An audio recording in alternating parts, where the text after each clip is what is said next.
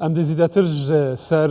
برهم آینا کاره بیج انرژیا جچافکانی پاکج روزه جی بتایبت راب واسطی میوانه کامه هیا اندازیار ساکار اسماعیل اندام لیجنیا بلندیا انرژیا روزه لسرکاتی انجمن وزیر حریم کردستان ساکر خام خیراتی سپاس با آماده بوناوه سپاس با ایواش با او کاتی که با من تام بخشی زور سپاس دکه زنیاری باشد پی که غزت هنا و جمعرش لسر اینجا جمعره بوم پی سندک جمعرم بس کردن زیاتر اوی که روی برهم اینانی وزي خوروا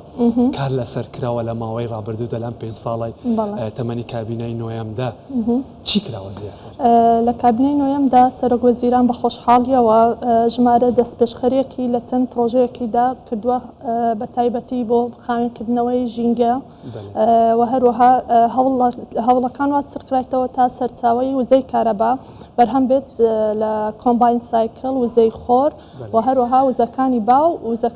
وزي آب اما وزنوية بوكان دكرت بتن باش وقت خود استباست کرد که تا استا سطابيستي تقرأ جرخاني كهرباء بنزيكي لهرم كردستان وزي خور بقدين لا بكرتي قشتي وتايبت بله بكرتي قشتي بكرتي تايبت لم بارد تم بروجيكت هاتيتا زيبا كردن وتنقريبستك واجو كراوا لو انا دا وزارة كهرباء قريبستي دا مزراندني 25 ميجاواتي كهرباء بوزي خور لقال كومبانيا يكدا واجو كردوا وهروها دابين كدني وزي كهرباء بو 35 بيري او لباريزگای هولر ام 35 بيرا تل بيري اي كشتقال بو 5 بيريش اي خواردنوا اما همو لسنوري باريزگای هولر زيبا كراوا وهروها تند بروجيك لجير دراستن وەکو سوودوەرگرتن لە هێزیبا کە چەند تۆرباینێک دانراوە بە ئەزبوون کراون داتاکانی بە هەفتانە و مانگانە وەردەگیرێت کە بە ئەس زیاتر لەسەر ئەوەی باڕابوەسن لەکوێ دانراوە بەرهەمی هەیە ئێستا بەرهەمینە ئێستا لەژێر دراسەیە بەڵێ چەند پێپەرێک لەسەریان دراسە داتاکان بە هەفتانە و مانگانە وەردەگیرێت دا بتوانین بۆ داهاتوو سوودێک وەردەگرین چەند سوود وەردەگرین لە وزەی با چ ناوچەیەکە ئەمە زیاتر لە ناوچە شاخەوەیەکان دەتوانین بەرهەم بێنێت چکە لەوێن دەرێ ئاستی با زیاتر دەبێتن بۆیە جارە تەنها دراسە و پێپەری لەسەر کرایە جارە هیچ ئەوەکی نییە بەرهەمهێنانەکمانە لە باوە و هەروەها دامەزرانی وێستگەیەکی بەرهەمهێنانی کارەبا لە ڕێگەی وزە بەتوانێت 150 مێگاوات لە پارێزگای دهۆک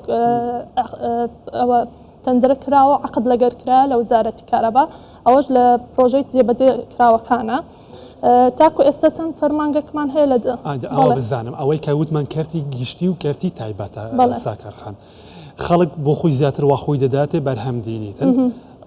تێگەشتنێکی باشتر هەیە ئێستا بۆ ئەوەی کە هەم خەڵک هاوکار بێ بۆ قابینکردنی ژینگە هەم بۆ ئەوەی خەرجێکی کەمتر لەسەر خۆی و لەسەر حکوومەتیش بکاتن خۆی دەداتێ جا ئەمەی کە لە کەرتی حکوومەت بەرهەم دێنێتن کەرتی گشتی ئەوەیە کە بەشداری پێ دەکرێت لە تووڕی گشتیدا یان بوو شوێنی تایبەت بوو فەرمانگەکان بوو چونچونیە بەڵێ ئێمە لیژنەی باڵای ئەنجومەنی وەزیران لە ساڵی 2023 ئەم لیژنەیە دامەزرا بە هاوکاری وزارەتی کارەبا دوو ئەندازیاری وزارەتی کارەبا لەگەڵمانن لە لیژنەیەدا کاری ئەم لیژنە تاکو ئێستا دەتوانم لە چەند داتایەک دەربکەیت یەکەم جار گشتانەکمان کرد لە بۆ هەموو دام دەستگا حکوومیەکان کە ئەوانەی بینایی میری خۆیان هەیە ڕوپێومان لە بۆ بنێرن لە بۆ دامەزراندنی سیستەمی خۆر هەموو دام و دەستگا حکوومیەکان بەڵێ هەتا ئێستا بە نزیکەی هەموو وزارەتەکان وەڵامیان داینەوە ڕوپێویان نادیە بۆ دانانی سیستەمی وزەی خۆر دووەم کارەکەمان ئەوە بوو ئامادەکردنی لیستی ئاکارە تەکنیکی ئەندازیەکان پێویست ئەمەش پاڵپشت بە هەموو ئەو کۆدە جیهانیان نوێترین زانیاری لەم بوارە چەند ئاکاری تەکنیکیماندانە دەبێت لەمە دوا هەموو وزارەتەکان لەسەر ئەم ئاکارە تەکنیکەیە دابڕۆ ئەوە چییە زیاتر بزانم مواسەفات لەسەر ئەو سیستەمە چۆن دادەندرێ ئاکارە تەکنیک و کۆدە جیهانیەکان وەکو ستاندەری کۆتی جیهانی کە دانراوە لەمە دو هەر وزارەتەکە دام دەستگایەک دەبێت لەسەر گشتاندنمان پێ کردووە ئەم ئاکارانە بۆ هەموو دام دەستگایەکان و هەروها ئێستا لیژنەکەمان سەرقاڵی ئەوەیە کە دەرخستێکی گشتگیری دانین لە بۆ هەموو دام و دەستگاکان بیانەوێت کە ئەم سیستەمە دانێن لەسەر ئەم دەرخستە گشتگیرە کار بکەن باشە ئێوە بڕیارتان داوە کە هەموو دام و دەستگاکان بکرێنە پشت بە کارەبای وزەی خۆر گرێ بدەن باشە تاکۆی ئێستا چەند کەوتونەتە بواری جێبەجێکردندا هەمان بەڵێ ژمارەمان هەیە بە نزیکەی 8.5 مێگاوات ئێستا پرۆژە جێبەجێ کراوە و بەرهەم هاتووە بڵێن لە ماوەی ڕابردوو لەوانە چەند قوتابخانەیەک کە پرۆژەی وزەی خۆرمان بۆ داناوە هەروەها لە فامیلی مۆڵی سلێمانی هەروەها لە ناو وزارەتی کارەبا کە دابینکراوە وەک باسم کرد 45 بیر کە وزارەتی شارەوانی ئەوانە هەموو کەرتی حکومەتن بەنسبەت پلانی وزارەتی پەروەردە کە بڵێن لایەنی حکومەتە بە خۆشحاڵیەوە براگەورە 5 ملیار دیناری تەرخان کرد بۆ دانانی سیستەمی وزەی خۆر بە 72 قوتابخانە ئێمە هەستین بە ئەو 72 قوتابخانە کردمانە دوو